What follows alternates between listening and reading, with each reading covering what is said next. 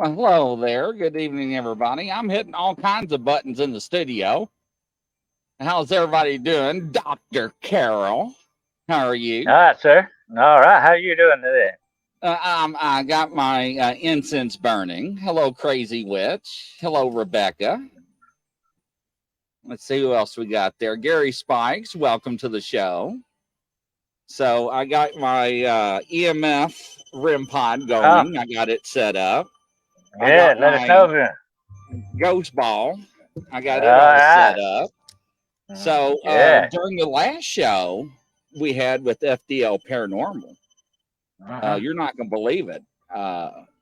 Brian, they had a investigation at some old cottage, and they were going to read FDL Paranormal. Speaking of the devil, maybe I ought to send him a link so he can come on the show and tell him, FDL, would you want to come on and explain to him everybody what happened during the last show? Would you like to do that?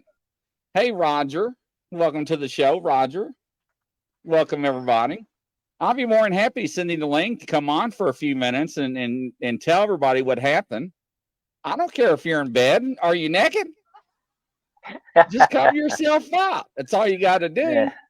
Oh, Crazy Witch. It's actually gets interesting. I had Yolanda. Yes, FDL Paranormal. Got to go to work soon. So, Ah. Dr. Carol. So they went to this old cottage, and it was a coal mine cottage or whatnot. And whatever they were going to do, they were going to do something out of a book. I don't know. But Ryan, one of the investigators, yes, you want the link? I'll send you the link. But one of the investigators looked on the floor and saw a woman with black, wet hair staring at him with black stuff coming out of her mouth. Oh. And oh yeah, I mean, he got up and screamed, and it got real bad. That sound. That sound downright demonic. Well, it got so bad at the time. At the moment, he actually wanted to quit. Because Michael, the head guy that runs FDL, was trying to get a hold of me, and I was in between shows. I was trying to eat, and he was trying to tell me what was going on, and so I was mentioning this on the show. Michael, I sent you the link, by the way, just in case if you want to cover up your sheets and show your head. Welcome, Aussie Sue. So this investigation did nothing happen until the end, and all the ghost balls like I've got right. They're like, should we read from this book? They all went off and whatnot. Well, that's an interesting thing, Chris. I've had that very same thing happen to me several times. All night long, everything will be real quiet. You think, hey, I'm not hitting anything here. And like the last 30 minutes, bam, out of nowhere. And I think there's a reason for that. I'll tell you why. I believe it takes a while for that environment to settle down. People moving around, talking, and these things are not used to that. They're used to being more in control over their own environment. And when strangers come in, especially, that upsets the balance. You know. And Yeah. I think after you've been there a while, things kind of tend to settle down and you get more of a realistic feel of what's really going on. Now that's me actually setting off. Michael, I sent you the link, so I'm actually pulling up my Facebook account. Sorry for the noise off my skull there. I'm getting too close to it. But during the show, hopefully he's going to come on. But during the show, something happened, and I called it out in the beginning. And after the show, I had Yolanda, one of her regulars, sent me a message and was like, "You're not going to believe this, but at this time, there was an EVP captured, and it was the woman Mm. saying, 'Hello.'" Oh. Yes. And I'm like, "Oh, she followed you home." But anyways, that's me. Let me move the REM pod. But anyways, he was sitting with his back to the wall. Ron was, And Ron he sits next to this black satin curtain that covers his window. And he sits so close to the wall with this curtain, and the curtain so close to the wall, there's no way human possible that somebody can fit behind this curtain. You know curtain rods are that far from the wall, right? Yeah. Now they extend out. You hang up a curtain rod. Well, I'm sitting there watching the show, and I'm like, look, there's a handprint. Everybody's like, what?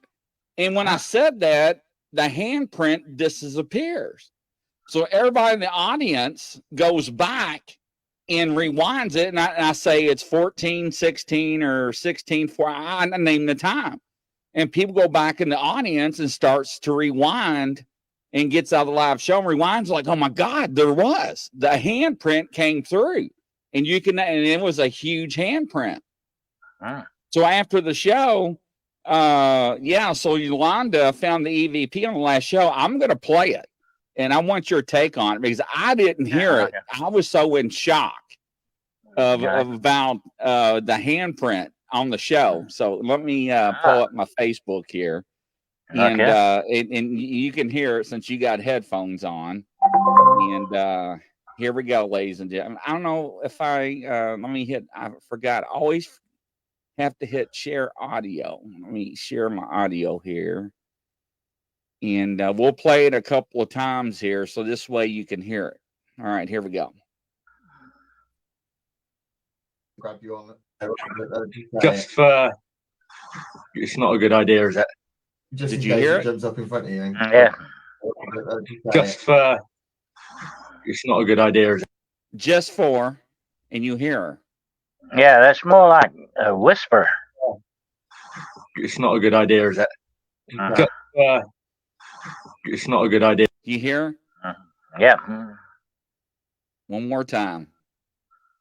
Just for it's not a good idea, is it? Just in case it jumps up in front of you and grab you on the you hear it sounds to me like it's kind of asking a question or something. Yeah, it's just he was like, just for, and she goes, So, and I didn't and I'm very good with capturing stuff when doing shows because I got my audio turned up all the way. Well, sometimes, Chris, that can be in the background too. Sometimes that can fool you. That's why believe me, I've spent many hours poring over sound and video, looking and listening for things like that.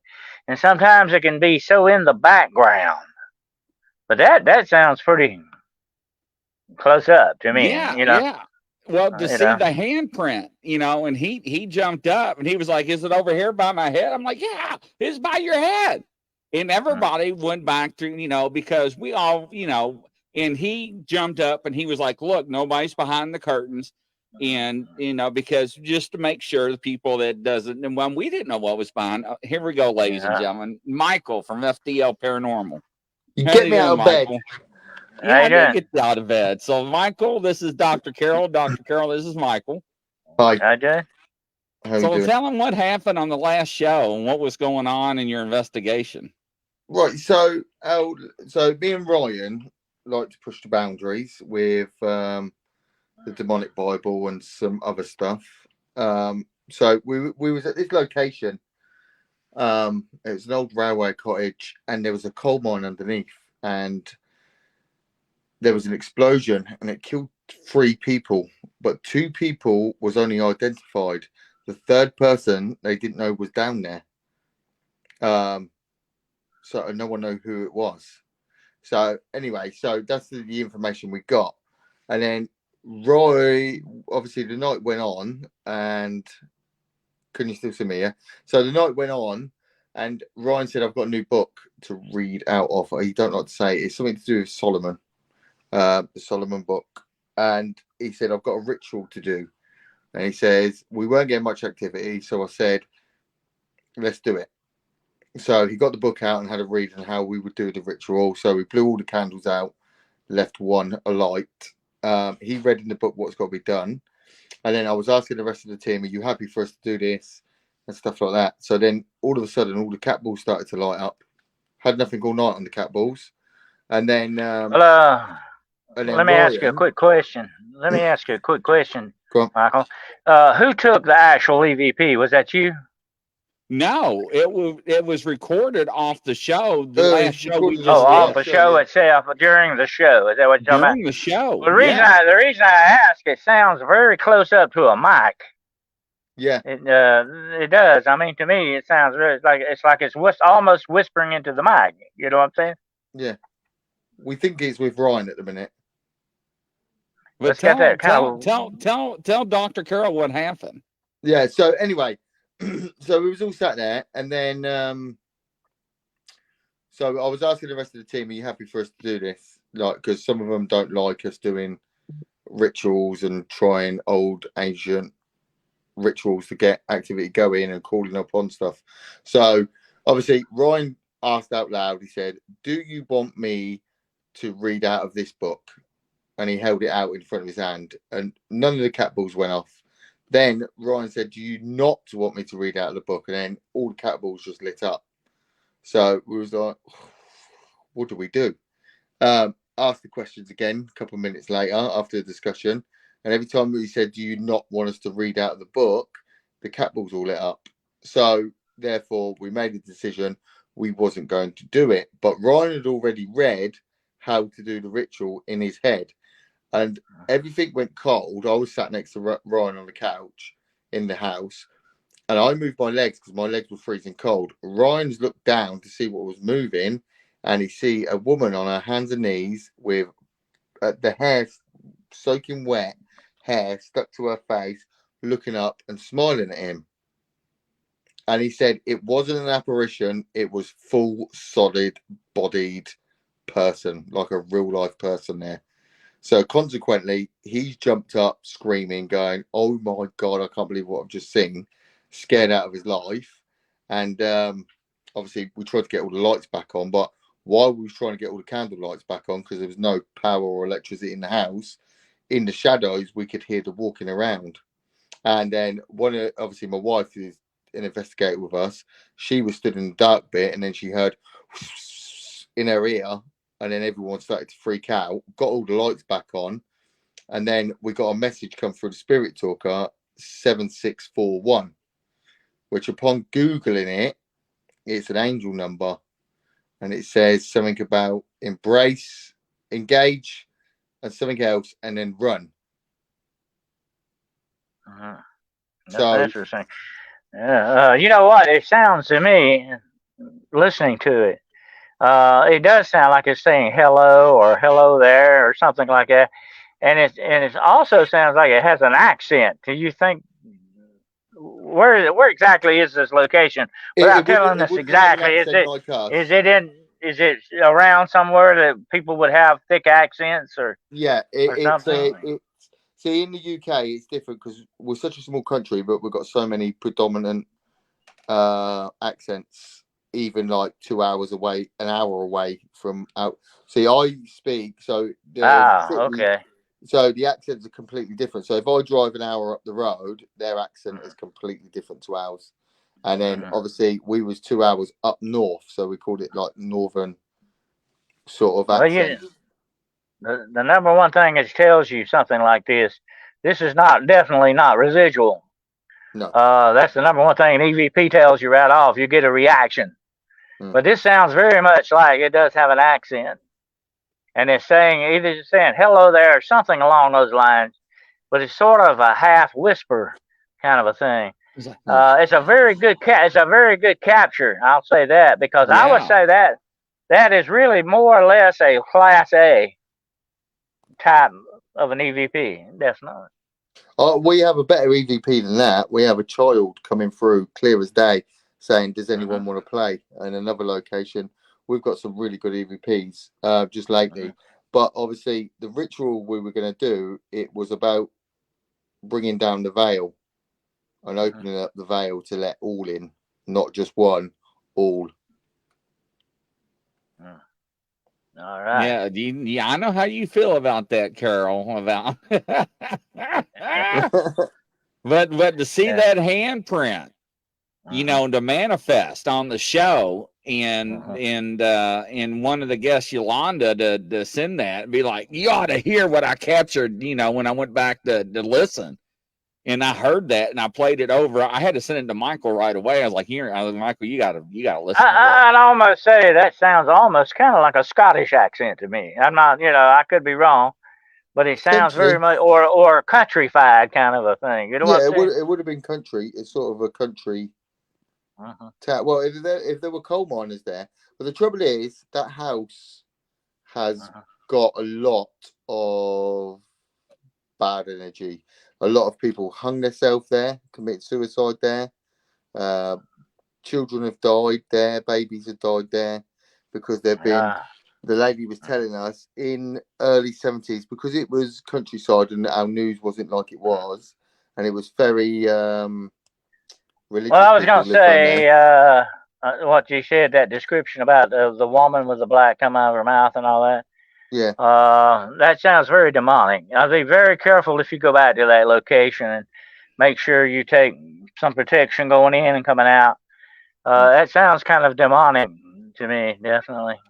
Yeah, but we was just thinking, obviously, we're going through, obviously, reasons why that's presented itself there and why we got the angel numbers come through, because we've never had angel numbers come through before. And we done an Estes theory, and towards the end of it, we couldn't carry on with it because it sounded like two people arguing to try to get through the sound wave, and we had to stop because we couldn't understand what was going on. It was like a massive argument in between the voices trying to fight through. But our theory is, if it was a girl, the third person that went down the mine that wasn't supposed to go down the mine and the accident happened, or was it just like a catastrophic like accident? And the third person, could it have been the girl? Because apparently when the mine blew up, it filled up with water as well. So was it a girl in there with her, with the two men that was identified? Was it a girl down there with them? And she clawed her way back through the coal mine, through the water, and trying to present herself saying, it's me that was down there? Because she had all black soot all over her face and she was soaking wet. Wow. Yeah, it's interesting.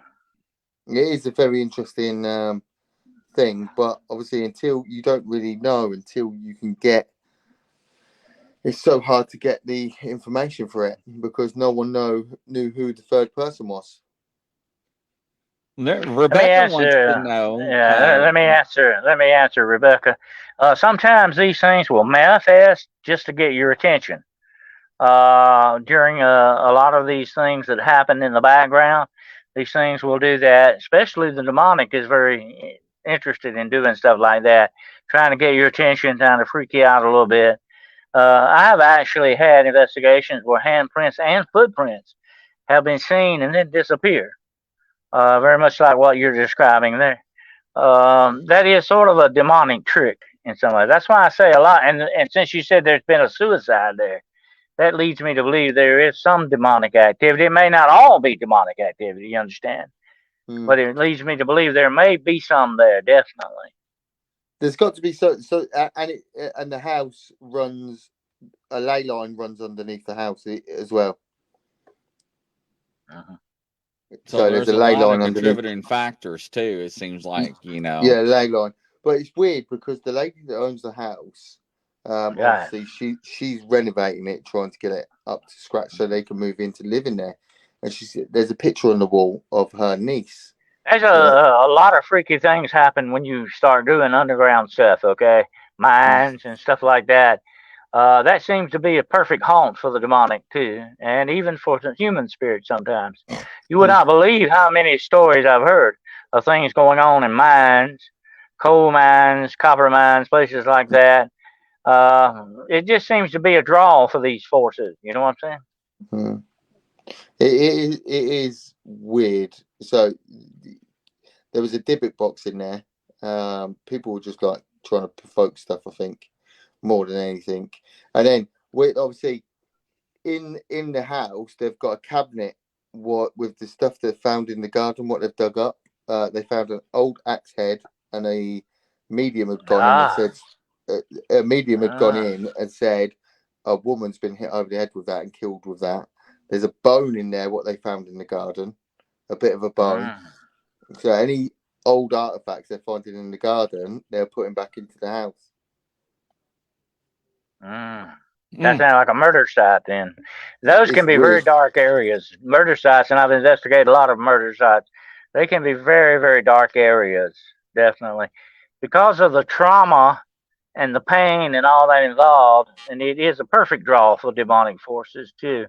So be careful, definitely, Yeah, if you go back. I don't know about to go back, but we are going to another site in next month, but we we think someone's done a blood ritual in there and created this energy in there, which is pretty goddamn scary.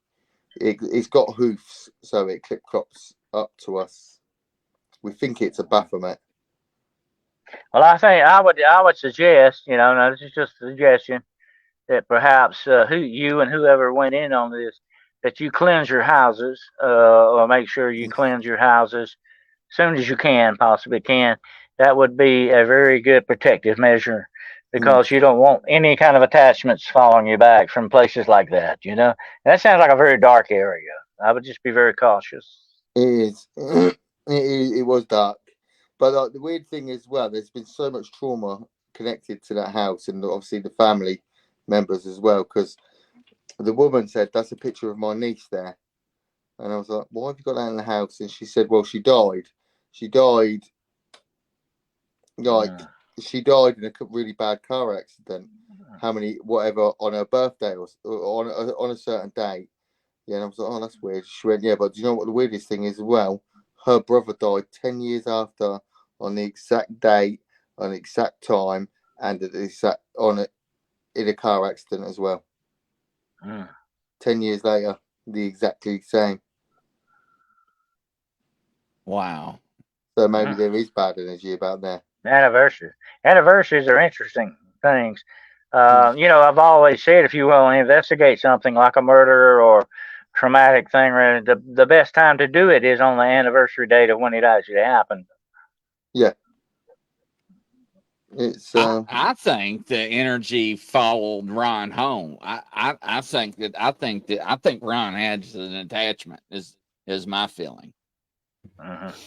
I really do. yeah, but It's they're very. doing a Let cleansing me tell now. you this. Let me tell you this, Michael. It's very easy to pick up an attachment. It's much easier than people think, and it can lead to a lot of trouble. That's why I say really at this point in time, you and whoever was there need to cleanse their areas, their houses, and all that with salt, holy water, whatever you feel comfortable with, and also anoint yourself as well. Include yourself in this cleansing.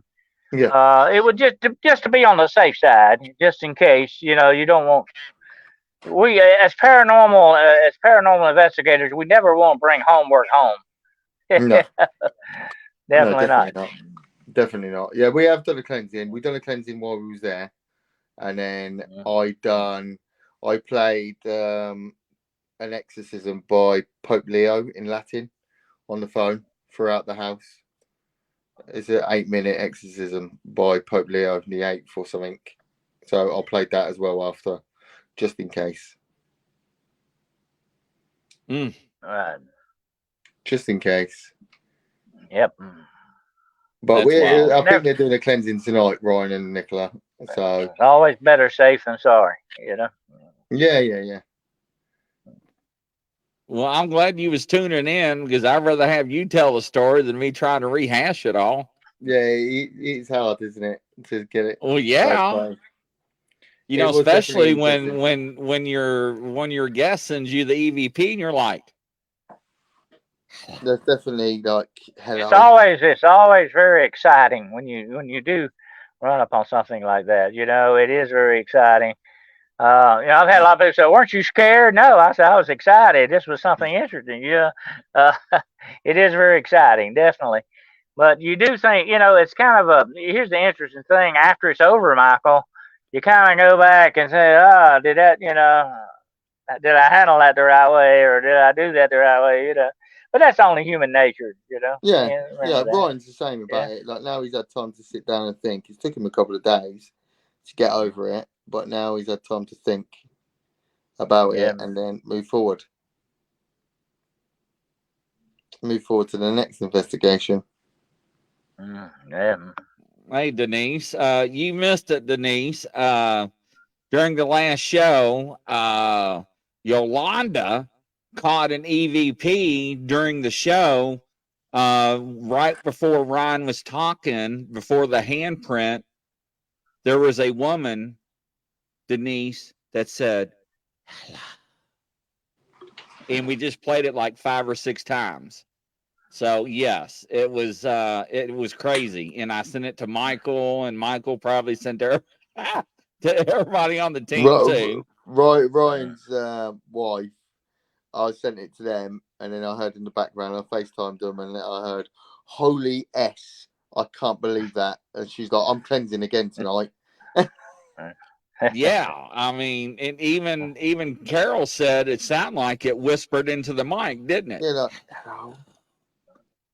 So Yolanda Denise caught it. She went back and was listening to it with her earbuds on, and evidently I didn't have my headsets up that high because I didnn't catch it.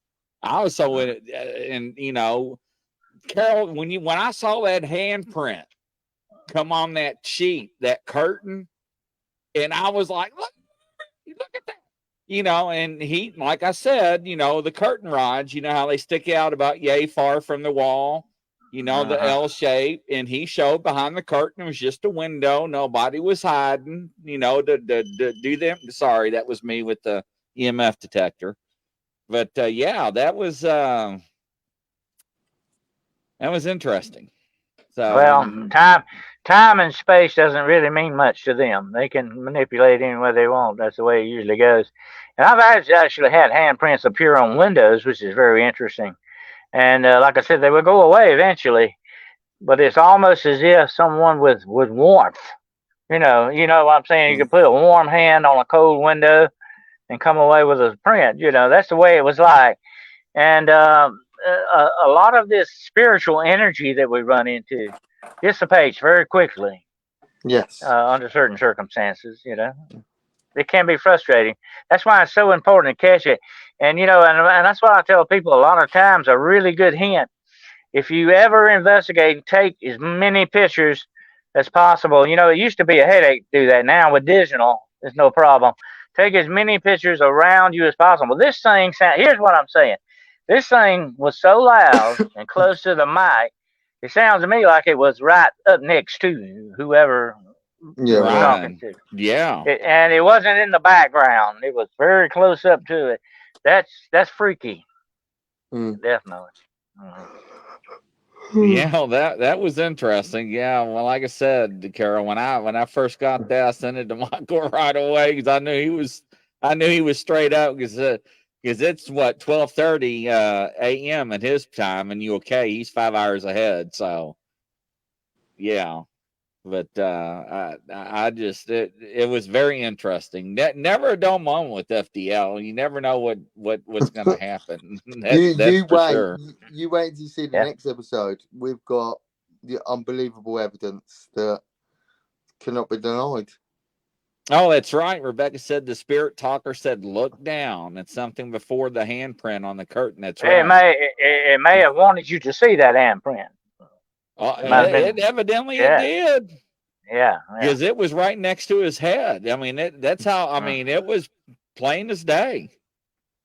So, but it wanted some attention, and it got it. So it definitely did. We'll see what happens next. Yeah. So see how far we can push it. Right, I'm going. All right. Well, thank you so much for coming on the show. Yeah, it's good to meet you. Welcome. All right. Have a good night, sir. Right, Thank you again. Speak to you later. Nice All right. Bye bye. All right. Bye bye. Yeah, that was pretty wild. And why do people always have to mess with blood during their investigations or their seances? What's the big deal with blood? Blood is a very distinct thing with the demonic, uh, Chris. They have a big thing about that. It's almost I'd say it's almost like an obsession with them when it comes to blood. And they like to use blood as a freak out factor too in many aspects. And it may not be real blood that you're seeing. A lot of this stuff may be what the old timers used to call ectoplasm, some kind of a spiritual energy that is manifested. People have actually collected some of this stuff and actually tried to preserve it, and it would go away. There's no way you can keep it. Uh, it's very What? interesting. Yeah, yeah. And this spiritual energy puts out stuff like this ectoplasm, as you want to call it. You might remember that from the very famous movie Ghostbusters. But actual ectoplasm is more or less looks like a foam kind of a thing, and it's very translucent looking. Almost, I tell you what, it very much looks like. It looks like parts of a jellyfish, kind of the way a jellyfish looks is the Yeah. way this kind of stuff does.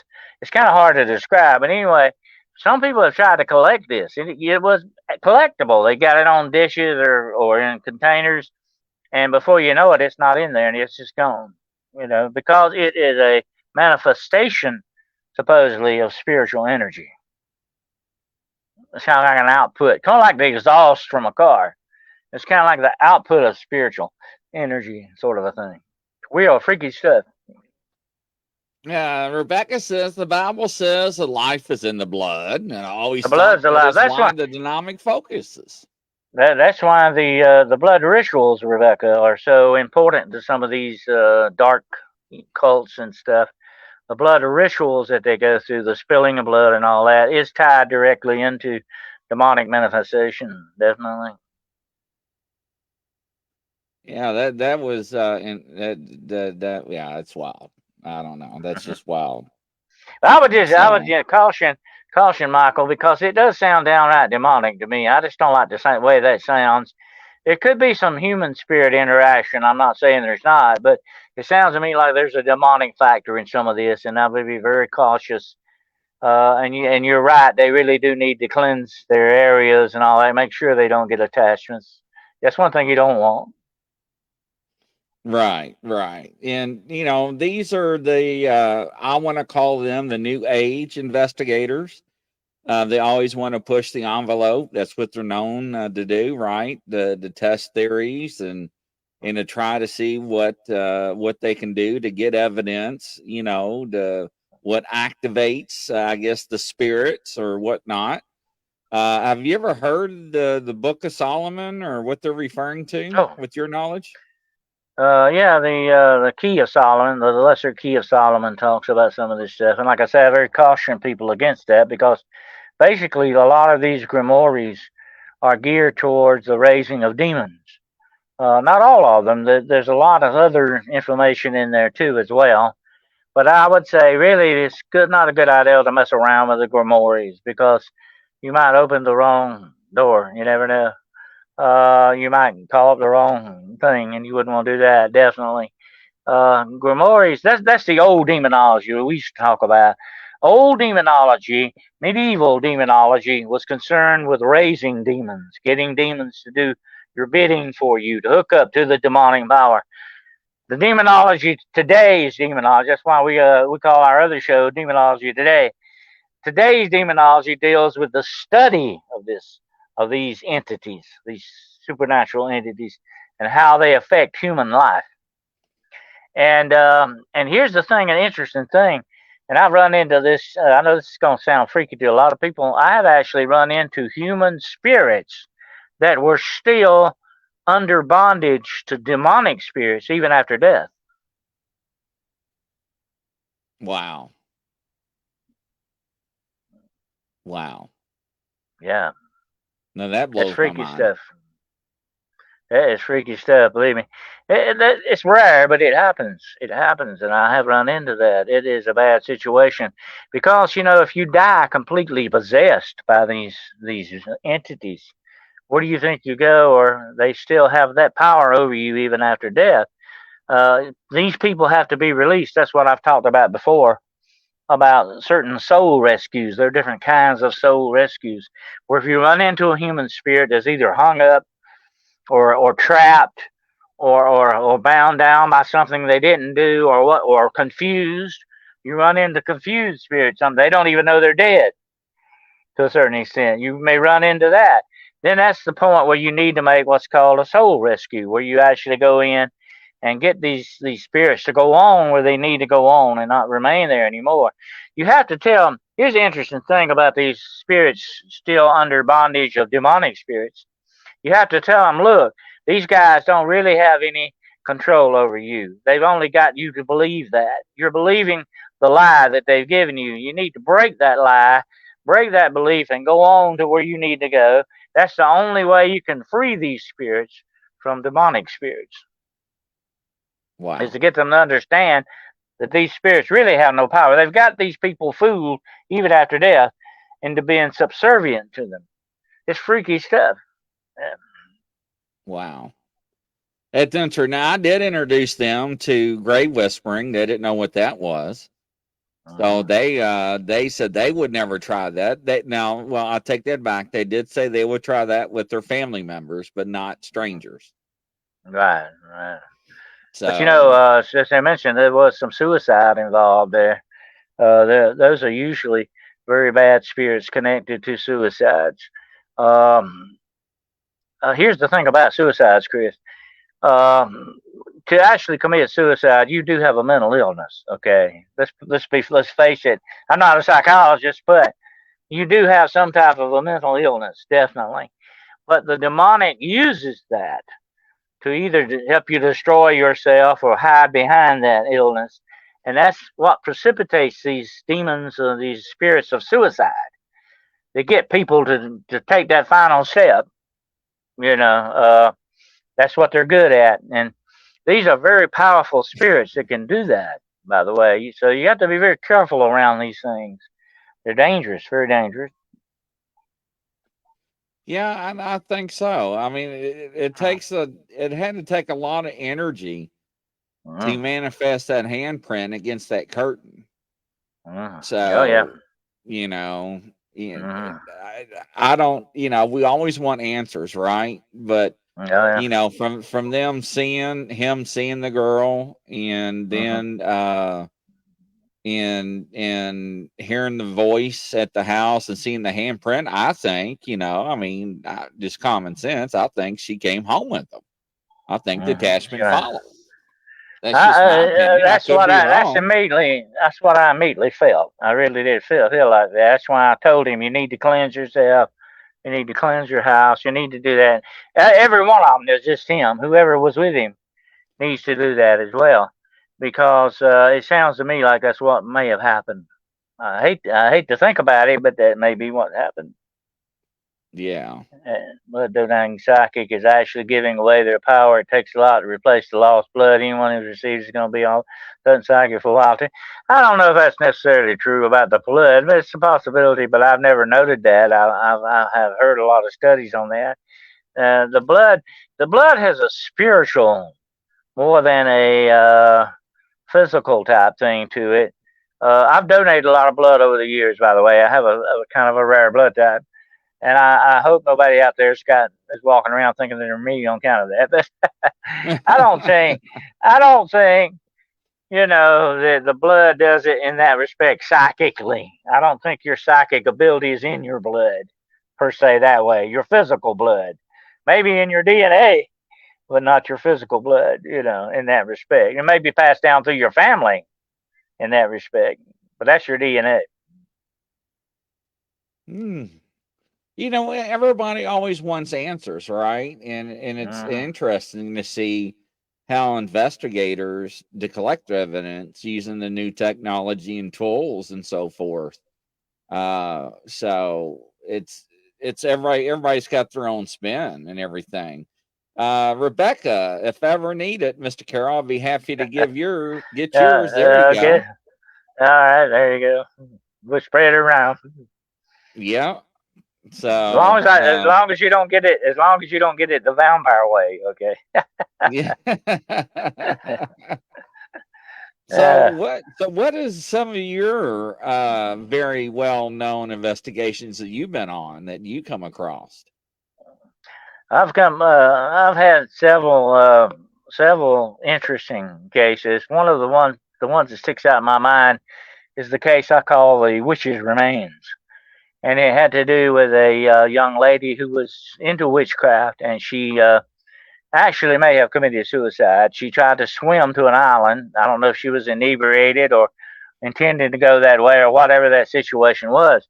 But her husband, who was very devoted to her, was really, of course, he would be very depressed by all this and everything when she died under these circumstances. And he knew she was dabbling in the occult a little bit, but did not know how serious she was into it until he found her books in a closet. But she actually, he felt that she was haunting him. He could not even sleep in his bedroom where they used to sleep anymore because he felt like she was standing in a corner over there next to the closet, watching all night long. And he had other things happen in the house. The shoes would move, actually walking by herself down the hall. And water taps would turn on, doors would open, lights on and off, the usual stuff. Um, so here's the interesting thing, Chris. One day I got an EMF meter. I think it was my tri-field meter I had. And I went in that bedroom and I said, okay, if this is something, going on, we're going to find out what it is. I said, because this seemed to be a hot area. That's where you always go, to wherever it seems there to be more activity. So I get in there and I watch this EMF meter. And the closer I get to the closet, the more it goes up, up and up and up. And I get in the closet and I go looking around and there's a box up on the shelf. And all of a sudden it goes pretty high on that box. And when I take it away, it goes down. So I said, well, what the heck is this? Is there some kind of, power receptacle behind this wall or what? So I go around on the other side of the wall, which is in the living room. There's nothing there. There's no breaker box. There's nothing like that. So I go back and I ask that guy, I say, look, I didn't want to, he was already nervous and freaked out enough. And you have to be careful with your client. You don't want to make matters worse. Right. So I said, could you tell me, bud, what's in that box, that big wooden box on your shelf in your closet? He said, oh, that's my wife's ashes. I go, what? And he said, those are my wife's ashes. And I said, oh, okay. All right. So I go back in there, and sure enough, it repeats the same thing. The EMF meter goes up on the ashes. So I go back, and I said, let me get back to you. I had this girl who was working for me. I said, call the mortuaries and tell me, what do they put in this box with ashes? What's the whole deal with that? So she comes back after a little research and says, there's nothing but a wooden box, maybe some nails in it. I said, there's nothing there that should run this EMF meter up. Okay. Except human remains. So I go back and I tell the guy, I say, look, get rid of the witchcraft books. We're going to cleanse your house. We're going to cleanse you. We're going to cleanse everything, but you got to get rid of the books. And here's one more thing you should do. I said, I know you loved your wife and you're devoted to her. He had pictures of her all over the place. She was a beautiful woman. And a big picture of her on there. I said, I know you loved her and you'll always have her in your memories. But you need to put her to rest, and you need to get that box of ashes out of your house. Put her to rest. There are places in cemeteries for ashes, by the way. I I said, you did need to not put know her to that. rest. Yeah. I said, you need to put her to rest, and I think it will solve your problems. Well, he did all that, and everything was good after that. But here's the thing about it, okay? If she was involved that heavily and deeply into the occult, she evidently had some connection with demonic spirits. And I think what was really being picked up there and what was haunting that place was not her, basically, but the spirits that she called up that were around her. And here's the interesting thing, Chris. 9 times out of 10, and that's why there's so many demonic activities going on in cemeteries. These demons seem to hang around the body that was once their host, and they don't want to leave it even after death. So it takes a long time for them to detach, so to speak, from these bodies. That's one aspect of the demonic. It's real freaky. Wow. Yeah. That is true. That is true. Rebecca But wants to know from you, is there a way to know if anyone in your bloodline has ever practiced witchcraft or made a blood oath? not unless you have evidence, historical evidence. Sometimes it is said that some people pass down witches' marks. I don't know if you're familiar with a witch mark. They're supposed to be like birthmarks, but they can be usually in a pattern of three. It can be like maybe three moles that form a triangle or a line. And they may be perfectly lined up. It's usually in three because that is the way the demonic works. You were talking earlier about angel numbers. There are demonic numbers too. They love to play around with mathematics.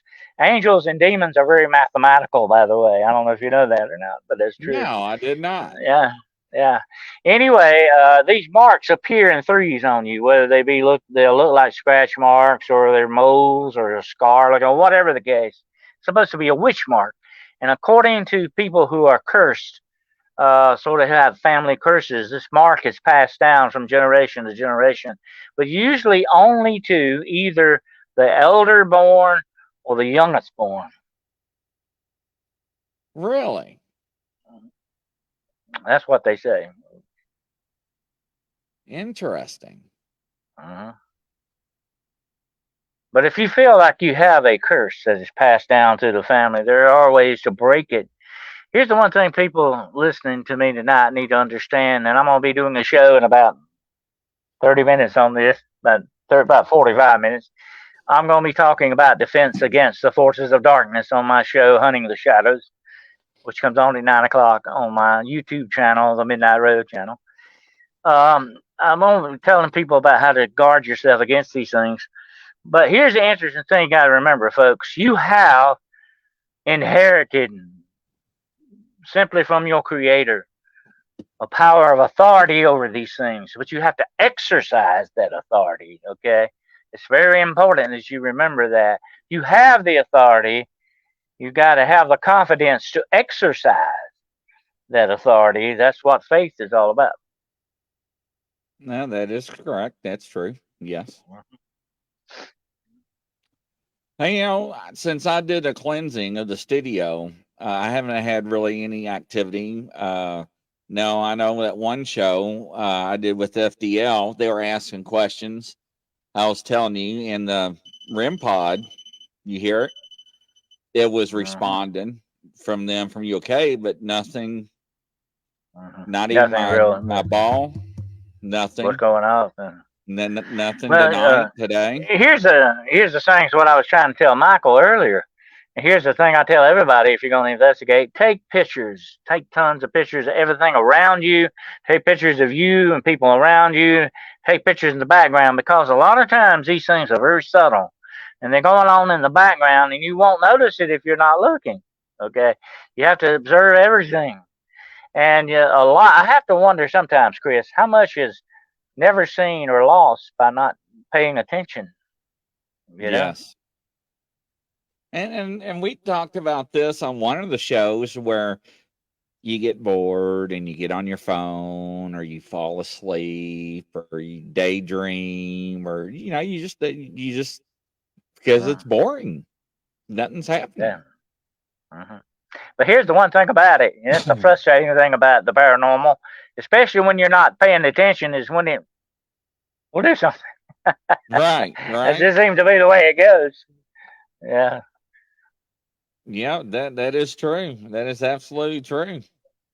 So I was doing an investigation one time, not too many years ago. I had a group of about 10 people with me that night, and all night long, nothing. They finally come to me, and about 30 minutes before they were going to quit. Oh, there's nothing here. We wasted our time, and that's when things really started happening. Those last 30 minutes, we had some very dramatic stuff happen. That's where I even confronted a demonic spirit face to face in the upstairs of this place. And all night long, it was quiet. It was hiding. I'm going to tell you something about the paranormal, Chris. And all investigators must understand this. The paranormal is very good at hiding from you when he wants to. And it does that a lot. It's just the very nature of the paranormal is to want to be hidden. That's their very nature. And so that's why I tell a lot of people, if you don't have anything going on, go upstairs. Go to the upstairs or the attic or the basement if there is one. Go down or go up. That's where it's probably hiding. And sure enough, that's where it was that night. You know, since you said that, that is actually true. That's where you get most of your activities, either up or down. Mm-hmm. Yep. That is the truth. I wonder They'll go why up and get is out of that? your way. They go up That and get out of your way, and they just don't. Like I say, you have changed their environment a little bit by just being there. You got to understand that, and that's why I say you have to sit there very quiet for hour on hour, waiting for something to happen, because you've disturbed everything to a great deal, spiritually and physically. Okay, you got to remember that. And they'll go up and get out of the way, or go down and get out of the way, whichever the case may be. 9 times out of 10 of them, that's when you'll run into them in the attic or the basement every time. wow, unbelievable. Mm-hmm. Well, thank you for joining the show once again. I greatly appreciate it. It's been a pleasure. You know, I really All right. have, and I won't keep you. Know you gotta get ready for your show and everything. But Yeah. from coast to coast and around the world, ladies and gentlemen, that's a wrap with Dr. Dennis Carroll. And y'all have a good night. We'll see you soon. Take care. Bye-bye.